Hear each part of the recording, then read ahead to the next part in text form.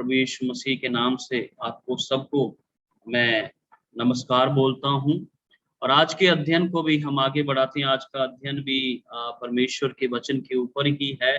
परमेश्वर का वचन का महत्व हम ये पिछले दिनों में सीख रहे हैं। परमेश्वर हमारी सहायता करे कि हम उसमें और आगे बढ़े। इससे पहले कि हम आगे जाएं, एक व्यक्ति के बारे में बताना चाहता हूं। परमेश्वर का एक दास जिसका नाम जॉन गीडी,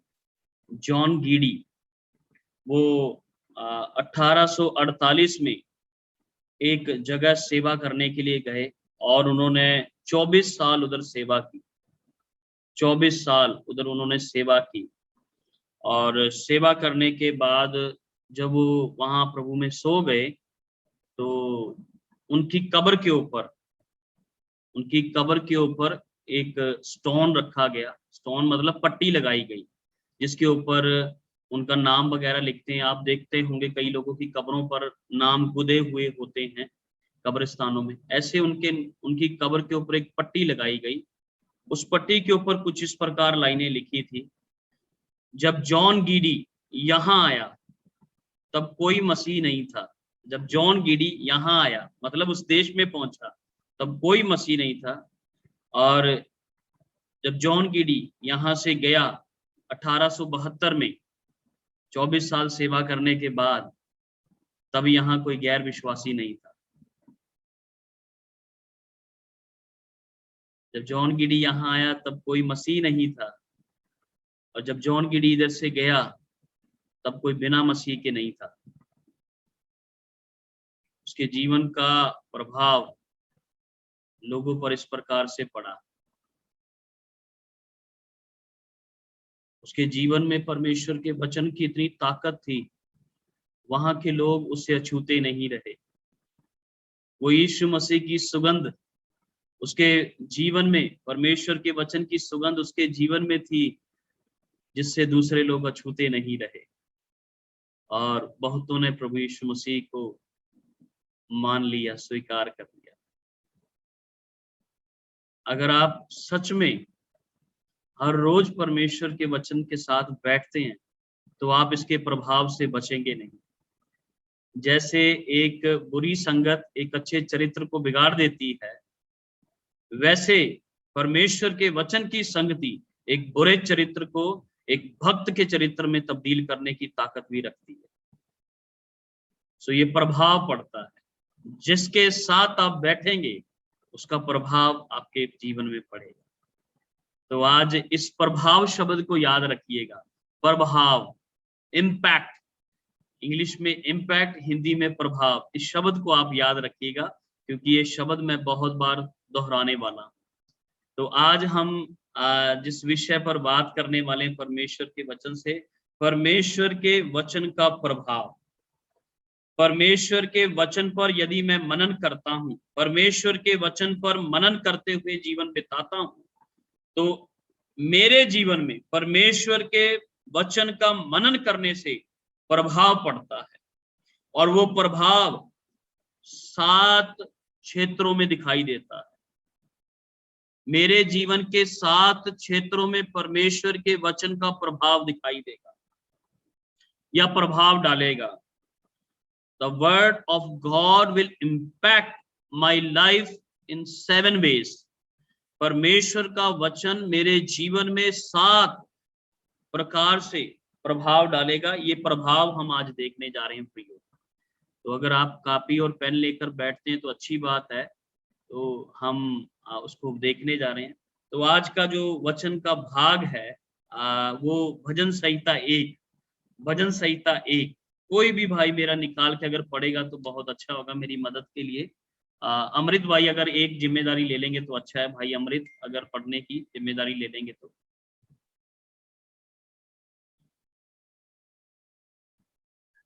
भजन संहिता 1 से शुरू कर। ओके।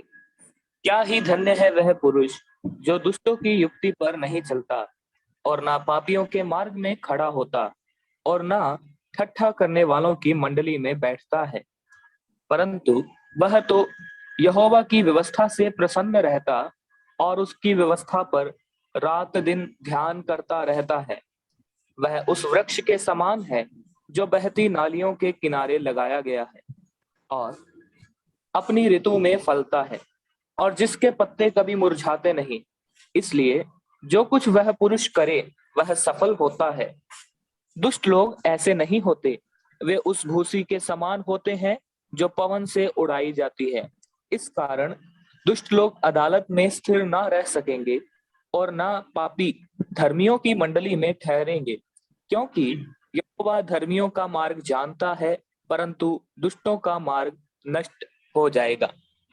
परमेश्वर का वचन पढ़े और सुने जाने पर आशीष हो। भाई अमृत को भी प्रभु आशीष दे।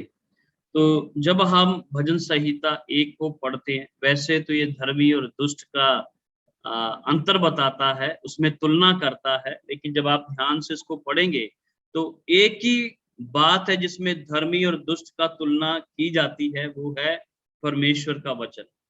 धर्मी यानी परमेश्वर का वचन पढ़ने वाला व्यक्ति धर्मी होता है और वह व्यक्ति परमेश्वर का वचन उसकी व्यवस्था में ध्यान दिए रहता है और परमेश्वर की व्यवस्था से वो प्रसन्न है।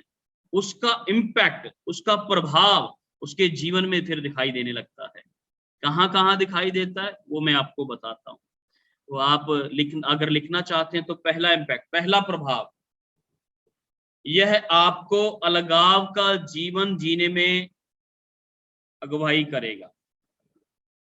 पहला इम्पैक्ट, पहला प्रभाव परमेश्वर के वचन के मनन करने का आपके जीवन में परमेश्वर अलगाव का जीवन, सेपरेटेड लाइफ, सैचुरेटेड लाइफ, ये जीने में परमेश्वर आपकी मदद करेगा। ये पहला पद है।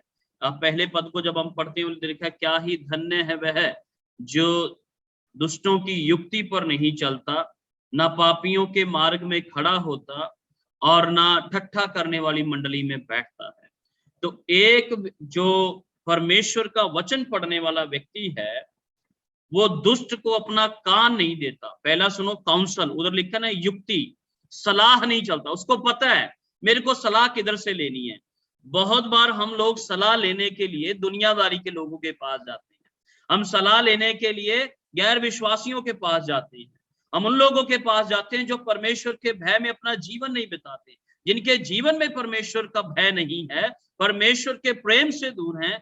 हम उन लोगों की युक्तियां, उनका व्यवहार, उनका तरीका अपनाते हैं। तो ये जो पहला व्यक्ति जो परमेश्वर का वचन पढ़ता है, वो कभी भी सलाह के लिए, युक्ति, काउंसल, काउंसल इंग्लिश का शब्द है, हिंदी में युक्ति है, अगर उसको और सरल किया जाए तो ये सलाह हो जाएगी। अपना कान नहीं देता, वो दुष्ट व्यक्ति को अपना कान नहीं देता है, वो दुष्ट व्यक्ति को अपना कान देने से मना करता है। कान देने का मतलब नहीं चलता उसके साथ। उसके बाद तो आप देखें दूसरा, ध्यान नहीं देता, पापियों का ध्यान नहीं देता। दूसरा है ना, पापियों के मार्ग में खड़ा नहीं होता, कान नहीं देता, ध्यान नहीं देता, और तीसरा अपना स्थान नहीं देता, उनके साथ बैठता नहीं है। वो अलगाव का जीवन। प्रियो, यीशु मसीह में आए हुए किसी को साल हो गया, 2 साल हो गए, 10 साल हो गया, 20 साल हो गया, अभी भी हमारे सोचने का तरीका वो पुराने वाला है। हम वो पुरानी मानसिकता को अभी भी लिए घूम रहे हैं। हमारा आज भी संगति करना उन लोगों के साथ में है जो लोग प्रभु के प्रेम से दूर हैं, और उनके साथ उनकी तरीके से, उनके व्यवहार के से और उनके दिमाग से हम उनके साथ बैठते, चलते और बातें करते हैं। अगर आप यहाँ ध्यान से पढ़ोगे तो वो उनके साथ चलता नहीं, खड़ा नहीं होता और बैठता भी नहीं। 3 व्यक्ति बाइबल के अंदर ऐसे हैं जो इसके बारे में, अलगाव के जीवन के बारे में हमें बताते हैं। पहला, नूह के समय के लोग पृथ्वी पर बहुत उत्पात मचा रहे थे। बचपन से ही मनुष्य के हृदय में पाप का प्रभाव दिखाई देता था, लेकिन वहां लिखा है नूह अपने समय के लोगों में खरा था, निष्कलंक था, उसके ऊपर कोई दोष नहीं था, वो परमेश्वर के साथ चला। जब सारी दुनिया अपने मन के साथ चल रही थी, तब नूह परमेश्वर के साथ चल रहा था। अलगाव का जीवन, दुष्टों की युक्ति पर वो नहीं चला, उससे कोई मतलब नहीं था दुष्टों के साथ उनके तरीके से, उनकी सलाह के अनुसार जिए, लेकिन वो परमेश्वर बिना व्यवस्था के, बिना परमेश्वर का वचन पाए, अपने हृदय में जो परमेश्वर का व्यवस्था उसने देखी, उसके विवेक में जो परमेश्वर का भय था, उसी भय ने उसको अलग जीवन जीने के लिए सहायता की। दूसरा व्यक्ति एलिया के बारे में हम पढ़ ले, दाऊद के बारे में हम पढ़ ले। ये वो व्यक्ति हैं जो व्यक्ति दुनिया से, संसार की लालसा और अभिलाषा से अलग होकर जिए। एलिया के बारे में बोला जाता है कि वो परमेश्वर के सम्मुख खड़ा रहने वाला बंदा था। दाऊद के लिए बोला जाता है जब वो भजन साहित्य लिखता है तो वो परमेश्वर के सम्मुख बैठता है।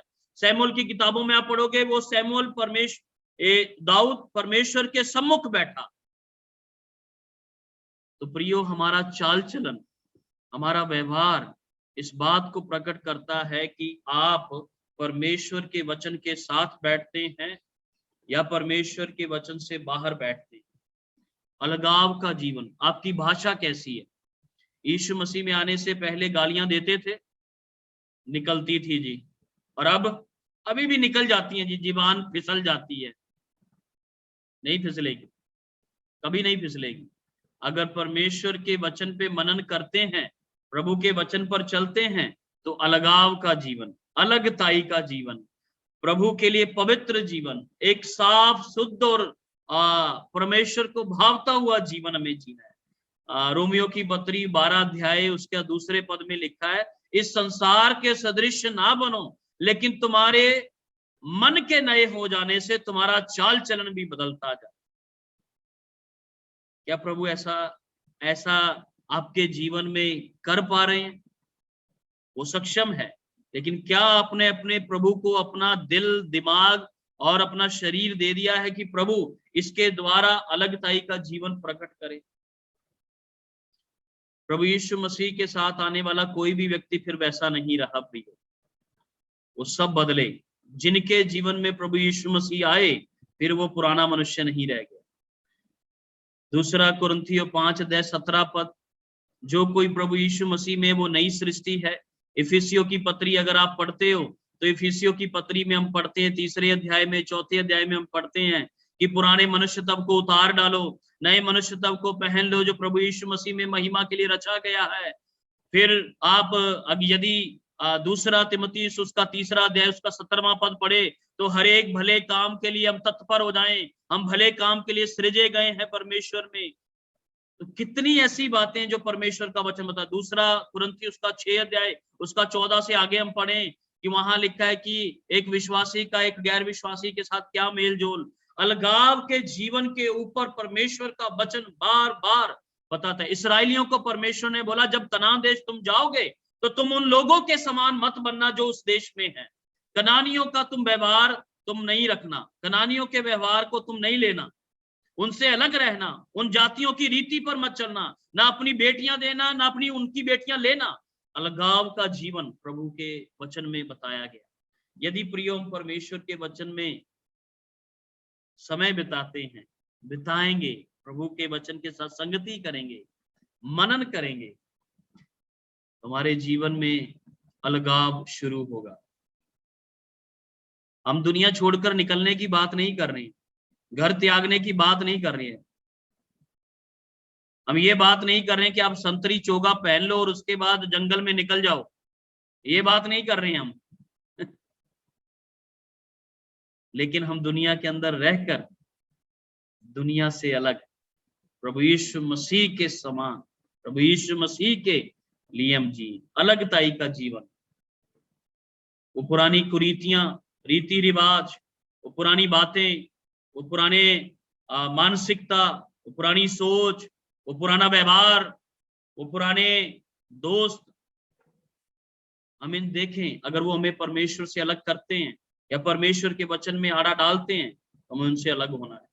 तो अगर आप परमेश्वर के वचन पर मनन करेंगे तो ये पहला प्रभाव है कि परमेश्वर के वचन, परमेश्वर का वचन आपको अलगाव का जीवन जीने में अगुवाई करेगा। प्रभु का वचन अगुवाई करे, अलगाव का जीवन। दूसरा प्रभाव क्या पड़ जाएगा? दूसरा पद पढ़िएगा कोई, भजन संहिता 1 का दूसरा पद, वैसे भी याद होगा, कोई पढ़ बोल सकता है। भजन संहिता 1 का दूसरा पद। परंतु वह तो यहोवा की व्यवस्था से प्रसन्न रहता और उसकी व्यवस्था पर रात दिन ध्यान रखता है, ठीक है, ध्यान रहता है। ठीक है, धन्यवाद, कोई बात नहीं। तो दूसरा प्रभाव, यह आपको समर्पित जीवन जीने में या आत्मिक जीवन जीने में अगुवाई करेगा। परमेश्वर के वचन को जब आप पढ़ते हो, मनन करते हो, उसमें समय बिताते हो, परमेश्वर का वचन आपके जीवन को आत्मिक रीति से बदलेगा, आत्मा में बदलेगा, या फिर आप इसे बोले समर्पित जीवन जीने में सहायता करेगा। समर्पण का मतलब होता है, मैंने डिक्शनरी में देखा, इसका अर्थ होता है किसी और की शक्ति या नियंत्रण को स्वीकार करना, क्योंकि उसने आपको हरा दिया है। समर्पण का अर्थ जो है वो सीधा ये है, सीधा सिंपल अर्थ है, किसी की शक्ति का, किसी और की शक्ति या नियंत्रण को स्वीकार करना जिसने आपको हरा दिया है। तो परमेश्वर के वचन के सम्मुख, परमेश्वर के वचन के अधिकार के सम्मुख, परमेश्वर के वचन के प्रभुत्व के सम्मुख हम अपनी हार को स्वीकार करते हैं। ये समर्पण है। हम अधीन हो जाते हैं, परमेश्वर के वचन के अधीन हो जाते हैं, और या परमेश्वर के वचन से सट जाते हैं, जुड़ जाते हैं। तो ये आपको समर्पित जीवन जीने के लिए सहायता करता है। एक वचन इसमें और पढ़िएगा, पहला पत्रस 4 अध्याय 7 पद। पहला पत्रस 4 अध्याय 7 पद। पहला पत्रस 4 अध्याय 7 पद।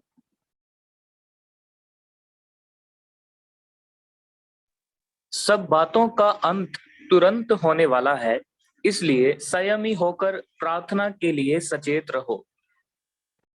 हाँ, सब बातों का अंत जल्दी होने वाला है, ये इसलिए आत्मिक, संयमी हाँ, होकर प्रार्थना के लिए सचेत रहो। हाँ, आत्मिक जीवन की ओर बढ़ोतरी करता है वचन का मनन और प्रार्थना। अगर आप इधर ध्यान से पढ़ें तो समर्पित जीवन के लिए 2 बातें आवश्यक होती हैं। समर्पित जीवन जीने के लिए या परमेश्वर में अधीन होकर जीने के लिए 2 बातों की आवश्यकता है। पहला, परमेश्वर की इच्छा को जानना। दूसरा, परमेश्वर की इच्छा को जानकर आज्ञाकारिता का जीवन बिताना। ये 2 बातें, परमेश्वर की इच्छा को जानना और दूसरा परमेश्वर की इच्छा को पूरा करना। यूहन्ना 7:17 पढ़े, 8 का, रोमियो 8 का 7 पढ़े और रोमियो 12 का 1-2 पढ़े। वहां सब जगह लिखा है कि हम अपने परमेश्वर की इच्छा को जाने। परमेश्वर के अंदर परमेश्वर की सारी इच्छाएं लिखी हैं। देखो, बाइबल के अंदर 2 प्रकार की इच्छा है, एक प्रकट और एक गुप्त। एक प्रकट और गुप्त। इसका उदाहरण मैं आपको बताता हूं। प्रकट इच्छा ये है कि परमेश्वर चाहता है कि मनुष्य अकेला ना रहे, लेकिन ये नहीं लिखा कि हर मनुष्य शादी किससे करे। वो लड़की हमें नहीं बताई गई है, बताइए क्या, किस औरत से, किस आदमी से हमारी शादी होगी। आदमी औरत का अकेला रहना अच्छा नहीं, ये प्रभु की प्रकट इच्छा है, वो शादी करना चाहिए। लेकिन उसकी गुप्त ये इच्छा है, अब हमें मालूम करनी है कि वो कौन औरत है, कौन आदमी है, कौन मनुष्य है, कौन भाई, कौन बहन है जिसके साथ उसका विवाह होगा। तो ये गुप्त इच्छा है। तो प्रकट इच्छा प्रभु की बाइबल से हमें पढ़ने से पता लगती है। कई लोग पता ये इस बात से जूझते रहते हैं सारी उम्र, मैं परमेश्वर की इच्छा को कैसे मालूम करूं, और जब मुझे इच्छा मालूम नहीं है तो मैं कैसे समर्पित होकर जीऊं, कैसे मैं प्रभु के अधीन हो जाऊं। तो प्रियो, बाइबल पढ़ने से, परमेश्वर का वचन पढ़ने से आपको परमेश्वर की प्रकट इच्छा मालूम हो जाएगी। तो परमेश्वर का वचन पूरा करने से आप प्रभु की गुप्त इच्छा को भी मालूम कर लेंगे, आज्ञा का पालन करने से। प्रभु यीशु मसीह जब इस दुनिया में आए तो एक बार यीशु मसीह अपने चेलों के साथ किसी जगह पर गए। यूहन्ना 6 अध्याय में हम पढ़ते हैं, तो उसके चेलों को भूख लगी और वो मार्केट में खाना लेने के लिए चले गए। 4 अध्याय में भी हम पढ़ते हैं। तो जब वापिस आए तो उन्होंने बोला, प्रभु जी हम खाना ले आए, स्वामी आप खा लो। वो बोलता मेरा खाना ये है कि मैं अपने भेजने वाले की इच्छा को पूरा करूं। तो यीशु मसीह का जीवन समर्पित था, वो परमेश्वर के अधीन था, वो स्वयं परमेश्वर था, लेकिन जब वो मनुष्य बना तो उसने मनुष्यों के लिए अधीनता का एक प्रकट पाठ रखा, साफ सिखाया कि अधीनता क्या होती है, समर्पण का मतलब क्या होता है। ये भजन संहिता 1 वाला बंदा परमेश्वर के वचन के प्रति समर्पित है। और आप एक बात सोचें, क्या परमेश्वर के वचन में सब बातें प्रसन्न करने वाली हैं? नहीं है। क्या परमेश्वर के वचन को पढ़ने के बाद सारी बातें हमें प्रसन्न करती हैं? नहीं करती हैं। सारी बातें प्रसन्न नहीं करती हैं। कई बातें ऐसी जिनसे हमें ठेस लगती है, कई बातें ऐसी हैं जैसे हम बोलते हैं कि तू अपने परिवार, जो अपनी माता को, अपने पिता को, अपने पत्नी को, अपने बच्चों को मुझसे प्रिय जाने वो मेरा चेला नहीं हो सकता। अब ये बात क्या ये ज्यादा खुशी देती है? इसको पढ़ने के बाद खुशी आती है क्या? वो बंदा सोचता है यार देखो ये प्रभु को पहले रखना छोड़ना पड़ेगा, माँ बाप, परिवार, सब। कई बार ऐसा लगता है। लेकिन जो परमेश्वर के वचन के से समर्पित है, जो प्रभु के वचन का अधीन है, जिसको परमेश्वर के वचन से प्रेम है, वो व्यक्ति क्या करता है? वो इसके अधीन हो जाता है, प्रभु के वचन के अधीन हो जाता है। तो सब सारी व्यवस्था की बातें प्रसन्न नहीं करती है, सारी व्यवस्था की बातों से हम प्रसन्न नहीं होते हैं, लेकिन जो समर्पित व्यक्ति है वो परमेश्वर की लिखित इच्छा के अधीन रहता है।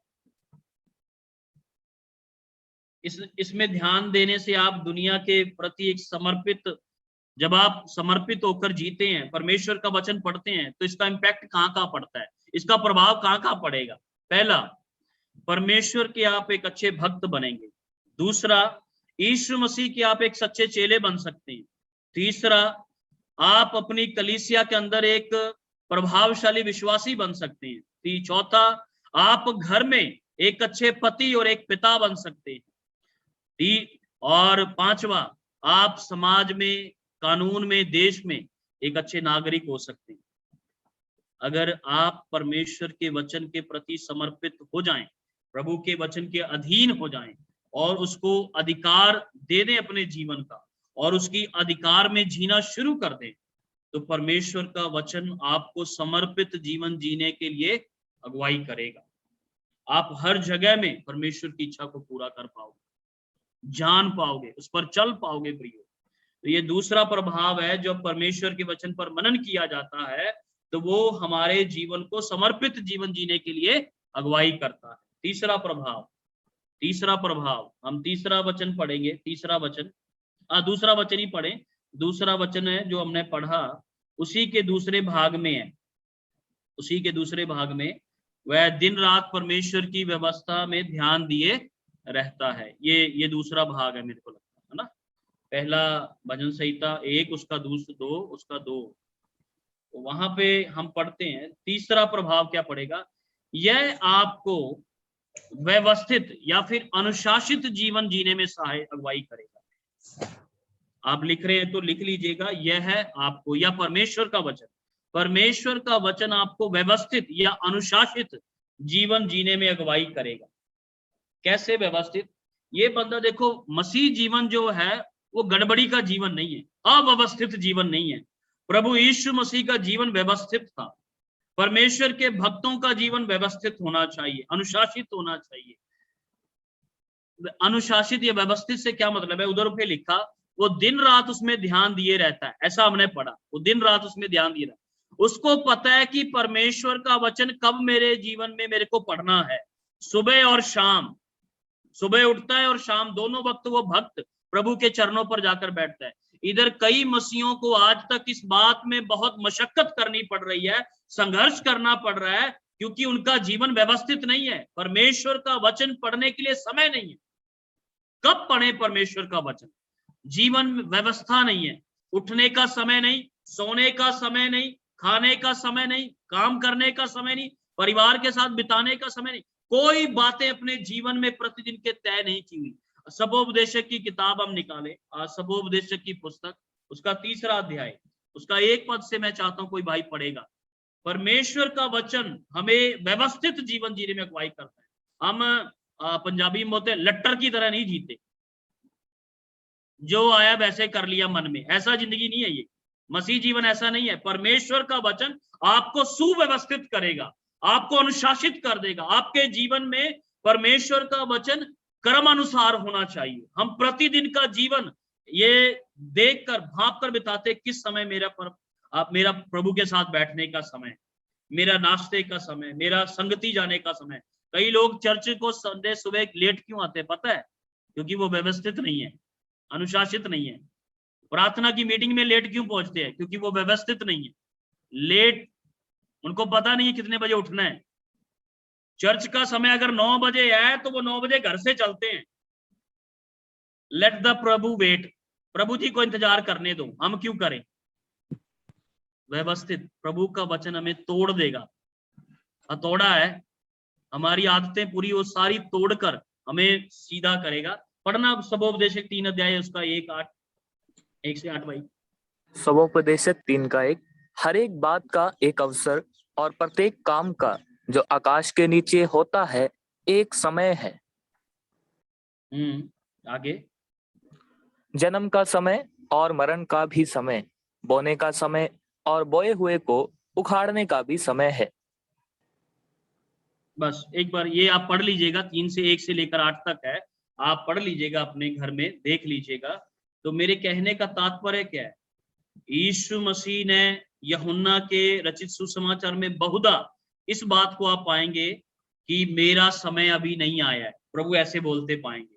फिर लास्ट में बोलते हैं मेरा समय आ चुका है, ऐसा बोलते पाएंगे, है ना? तो हम ये पढ़ते हैं। तो पुराने नियम में आप पढ़ेंगे निश्चित समय पर परमेश्वर ने क्या किया? अब्राहम को आशीष दी। तो प्रभु जो है वो समय के अनुसार कार्य कर। प्रभु से ही हमें सीख लेना चाहिए कि मेरा दिन कैसे शुरू होना चाहिए, मेरा अंत कैसा होना चाहिए। दाऊद भजन संहिता में बोलता, मैं रात के एक एक पहर में उठता हूँ। एक दिन में 24 घंटे में 8 पहर होते हैं। 3 पहर हम सोने में बिता देते हैं, बाकी 5 पहर प्रियो आप कैसे बिताते? क्या आपका जीवन व्यवस्थित है? अगर व्यवस्थित नहीं है तो परमेश्वर का वचन पढ़ने, अध्ययन करने और परमेश्वर में बढ़ने में आपको समस्या आएगी। 10-10 साल हो गए, लोग प्रभु में बढ़े नहीं है क्योंकि जीवन व्यवस्थित नहीं है। एक वचन पढ़ना, 1 कुरिन्थियों 9:27 मेरे कहने का तात्पर्य क्या है? मैं व्यवस्थित जीवन जब बात कर रहा हूं, अनुशासित जीवन की बात कर रहा हूं, सुधरे हुए जीवन की जब मैं बात करता हूं, तो उसका मतलब मेरा क्या है? 1 कुरिन्थियों 9:27 जल्दी पढ़िएगा। परंतु मैं अपनी देह को मारता कूटता और वश में लाता हूँ, ऐसा ना हो कि औरों को प्रचार करके मैं आप ही किसी रीति से निकम्मा ठहरूं। मेरे कहने का भाव है अपनी देह को नियंत्रित करना, अनुशासित करने का मतलब मंजी से खड़े होने का दिल नहीं करता, लेकिन अपनी देह को बोलो उठ भाई। हमारे परमेश्वर के एक दास ने बोला, ये जो कंबल छोड़ना सीख जाता है ना, वो जिंदगी में कुछ कर जाता है। ये आलसी मनुष्य कुछ नहीं कर सकता जिंदगी के अंदर, कहीं पहुंचेगा नहीं वो। ये कंबल छोड़ने की आदत हमें डालनी, अपनी देह को मारना कूटना। मतलब मैं ये नहीं बोल रहा कल से अपनी पत्नी को बोलो सुबह बेलन बजाया करे मेरे, ऐसे नहीं बोलना सुबह, मारने कूटने की वो बात नहीं हो रही है। मेरे कहने का मतलब है हमारी आदतों को हम थोड़ा और व्यवस्थित हो जाएं, अपने उठने का एक समय तय करें। आपको पता है आप 7 बजे जब काम पर निकल जाते हैं तो आप 5 बजे उठें, 5:30 उठें और 1 घंटा अपने प्रभु के साथ बिताएं। शाम को आते हैं, सुबह समय नहीं है, शाम को थकने के बाद आप क्या पढ़ सकते? कुछ नहीं पढ़ सकते। क्या मनन कर सकते? कुछ मनन नहीं कर सकते। परमेश्वर के वचन पर जब आप मनन करोगे, ये आपकी देह को व्यवस्थित करेगा, आपको जिंदगी समय अनुसार व्यवस्थित होने में सहायता करेगा प्रियो। और सबसे बड़ा कारण हमारे उत्तर भारत में मैंने देखा है, हमारे इधर इन इलाकों में मैंने देखा है, हमारे लोगों की तरक्की, हमारे लोगों की उन्नति, हमारे लोगों का बढ़ना इसीलिए रुका है क्योंकि हमारा जीवन व्यवस्थित नहीं है, डिसिप्लिन नहीं है।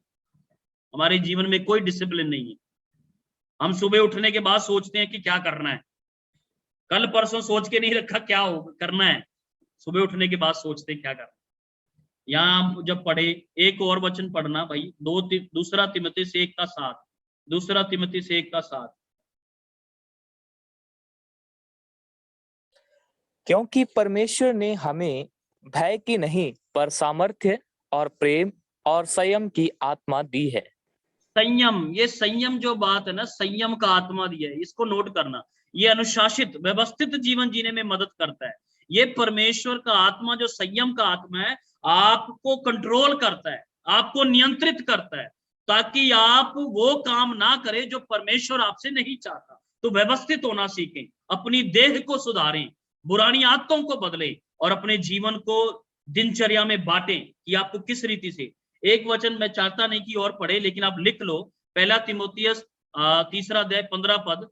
तो उसमें लिखा है कि जो अपने घर को सही रीति से ना चला पाए वो कैसे कलीसिया को चला सकता है।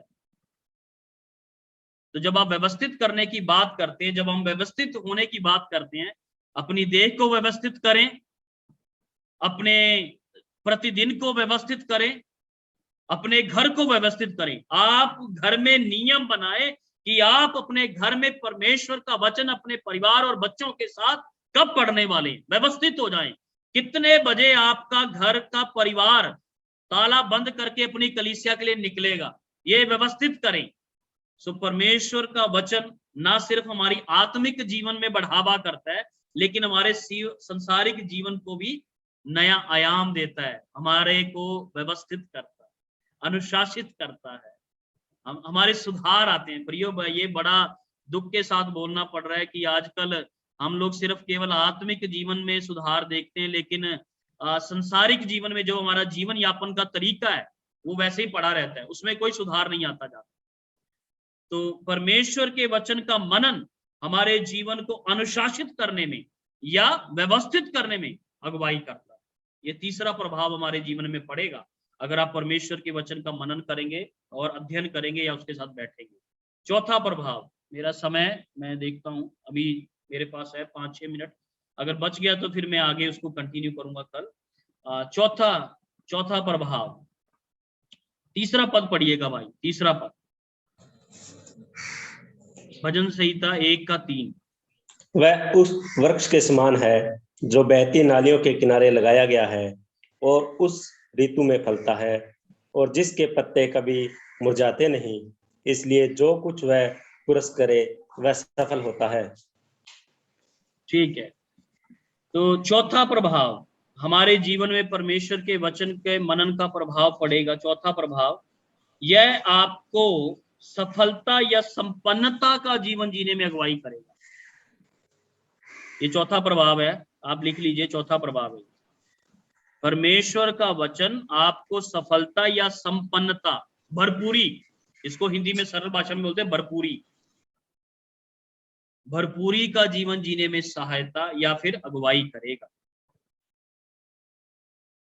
कौन ऐसा मनुष्य जो हमारे अंदर भरपूरी का जीवन नहीं जीना चाहता। अब जब हम भरपूरी की बात करते हैं ना, तो कई लोगों को भरपूरी, सफलता जब मैं शब्द बोलता हूं या संपन्नता जब मैं बोलता हूं, तो कई भाई बहनों के दिल में ये विचार आएगा कि अरे लो, रिचर्ड भाई ने बोल दिया ना अभी, सफलता समझते ही, सफलता नाम लेते ही हम दुनिया में धनवान होने की तरफ हमारा ध्यान चला जाता है।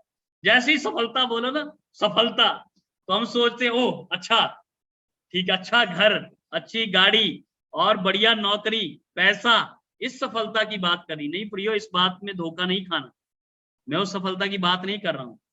यहां मैं संसारिक रीति से धनवान होने के बारे में नहीं बात कर रहा हूं, ना ही ये पद परमेश्वर के वचन का जो हमने पढ़ा है ये संसार की सफलता या संपन्नता की ओर इशारा कर रहा है, ये उसकी ओर नहीं लेके जा रहा है, लेकिन ये आत्मिक संपन्नता की बात हो रही है, आत्मिक सफलता की बात हो रही है।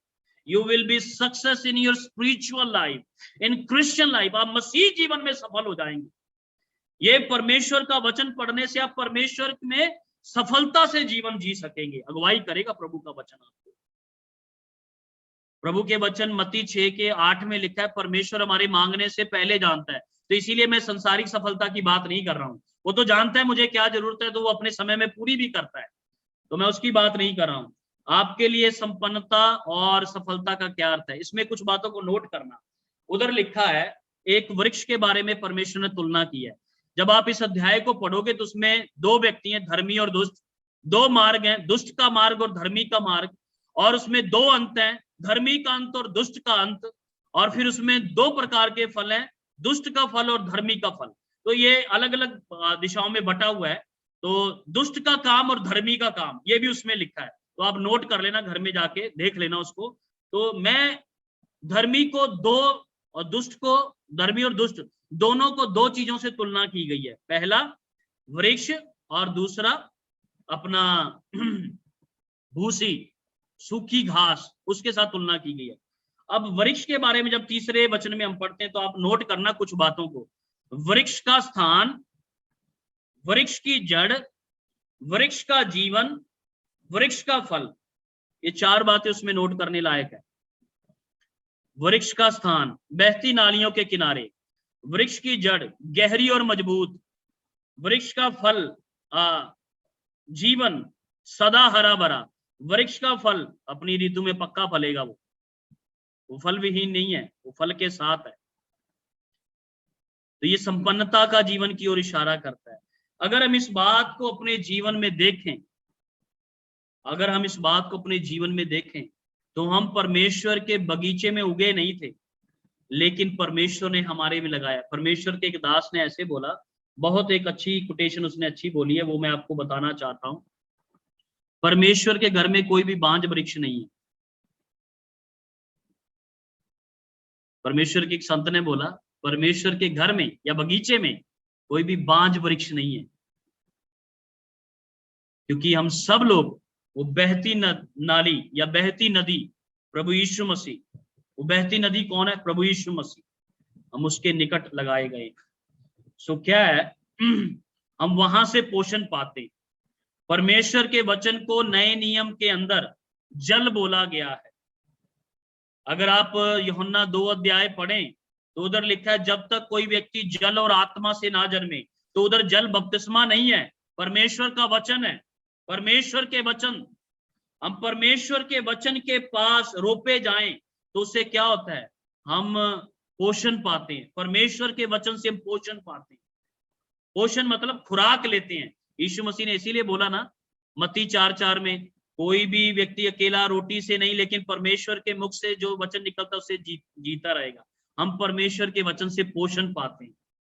ये बहती नालियों के किनारे लगाया गया वृक्ष जो है, ये वो पानी, नदी का पानी सोखता है, पोषण लेता है वहां से। दूसरा, जड़ गहरी और मजबूत। कुलुस्सियों की पत्री 2:7, जैसे तुमने यीशु मसीह को स्वीकार किया उसमें तुम वैसे जड़ पकड़ते और बढ़ते जाओ। तो परमेश्वर का वचन जो है हमारी जड़ मजबूत करता है, हमें स्थिर करता है, और जीवन हरा भरा, पत्ते नहीं मुरझाते, पत्ते कभी मुरझाते नहीं। आंधी है, तूफान है, पतझड़ है, लेकिन वो पोषण ले रहा है, वो बैकस्लाइड नहीं होता है, हारता नहीं है वो। प्रभु का वचन उसे प्रभु में प्रसन्न बने रहने के लिए सहायता करता है। उसके बाद वृक्ष का फल अपनी ऋतु में फलता है। मैं चाहता हूं दो पद हम पढ़ेंगे इसमें, ये जरूरी है, ये 2 पद जरूरी हैं, जिसको मैं चाहता हूं कि हम पढ़ें। पहला यूहन्ना 15:5 को पढ़िए। यूहन्ना 15:5। मेरा समय समाप्त हो गया ऑलमोस्ट। मैं बस ये पद 2 पढ़कर ये चौथे भाग पर रुकूंगा, और प्रभु ने चाहा तो फिर आगे हम 3 और इस पर बात करेंगे। यूहन्ना 15:5। मैं दाखलता हूँ, तुम डालियां हो। जो मुझ में बना रहता है और मैं उसमें, वह बहुत फल फलता है, क्योंकि मुझसे अलग होकर तुम कुछ भी नहीं कर सकते। आगे आगे आगे भाई आगे। यदि कोई मुझ में बना ना रहे तो वह डाली की नाई फेंक दिया जाता और सूख जाता है, और लोग उन्हें बटोर कर आग में झोंक देते हैं और वे जल जाती है। ओके, आगे। मेरे पिता की महिमा इसी से होती है कि तुम बहुत सा फल लाओ, तब ही तुम मेरे चेले ठहरोगे। जैसा पिता ने मुझसे प्रेम रखा, वैसा ही मैंने तुमसे प्रेम रखा। मेरे प्रेम में बने रहो। यदि तुम मेरी आज्ञाओं को मानोगे तो मेरे प्रेम में बने रहोगे, जैसा कि मैंने अपने पिता की आज्ञाओं को माना है और उसके प्रेम में बना रहता हूँ। मैंने ये बातें तुमसे इसलिए कही है कि मेरा आनंद तुम में बना रहे और तुम्हारा आनंद पूरा हो जाए। बस, धन्यवाद। यहाँ हमने पढ़ा प्रभु यीशु मसीह ने पहले बोला फल फलेगा, फल आएगा, फिर बोला है बहुत सा फल आएगा। उधर लिखा है मेरी आज्ञाओं में बने रहो, मेरी आज्ञाओं में बने रहो तो बहुत फल फलोगे। तो परमेश्वर का वचन जो हम पढ़ रहे हैं वो हमें संपन्नता की ओर लेकर जाता है, फलवंत करता है। मैं फलवंत जीवन की बात करता हूँ। जब आप इसको पढ़ते हो गलातियों 5 अध्याय का 22 और 23 पद भी उसमें आता है, वो आत्मा के फल हमारे अंदर फिर दिखना शुरू हो जाते हैं। प्रेम, धीरज, कृपा, भलाई, नम्रता, संयम, है ना, विश्वास, ये सब बातें 9 फल फिर हमारे अंदर आने लगते हैं। ये हम उसमें बढ़ने लगते हैं। जब मैं संपन्नता की बात करता हूं, जब मैं सफलता की बात करता हूं, जब मैं भरपूरी की बात करता हूं, जब मैं एक समृद्ध जीवन की बात करता हूं प्रियो, तो आप समृद्ध जीवन का क्या अर्थ समझते हैं? आत्मिक जीवन में भी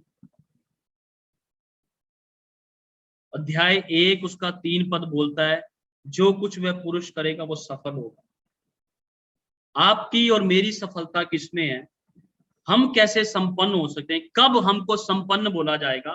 कब हमें समृद्ध बोला जाएगा? कब हमें फलवंत बोला जाएगा? उसका एक उदाहरण देकर समाप्त कर रहा हूं बस। रोमियो 8 अध्याय 29 पद। हमारा वास्तविक संपन्नता, हमारी वास्तविक संपन्नता, हमारी सच्ची सफलता किसमें है वो बताकर बस समाप्त कर रहा हूं। रोमियो 8 का 29। क्योंकि जिन्हें उसने पहले से जान लिया है उन्हें पहले से ठहराया भी है कि उसके पुत्र के स्वरूप में हो, ताकि वह बहुत भाइयों में पहलोठा ठहरे। उसके पुत्र के स्वरूप में हम हों, यही हमारी सच्ची संपन्नता है। परमेश्वर का वचन अंत में हमें उसके पुत्र के स्वरूप में बदल देगा। यही हमारी सफलता है, यही हमारी संपन्नता है, यही हमारी समृद्धि है कि हम यीशु के समान हो जाए, हम प्रभु यीशु मसीह जैसे हो जाए। अगर हम परमेश्वर के वचन पर मनन करते हैं, प्रभु के वचन को पढ़ते हैं प्रियो, तो हमारा सच्ची संपन्नता हमें यीशु मसीह में बदल देगी, हम प्रभु यीशु मसीह के समान हो जाए। तो ये 4 बातें मैंने बताई। परमेश्वर का वचन 4 प्रभाव डालता है, 7 प्रभाव हैं, उसमें से 4 मैंने आपको बताए। पहला प्रभाव क्या था? परमेश्वर का वचन क्या करता है? हमें बताइए, अलगाव का जीवन जीने में अगुवाई करता है। ये पहला प्रभाव था। दूसरा प्रभाव, परमेश्वर का वचन में समर्पित जीवन जीने में अगुवाई करता है। तीसरा, परमेश्वर का वचन हमें व्यवस्थित जीवन जीने में अगुवाई करता है। चौथा, परमेश्वर का वचन हमें संपन्न जीवन जीने में अगुवाई करता है। प्रभु इस वचन के साथ आपको आशीष दे।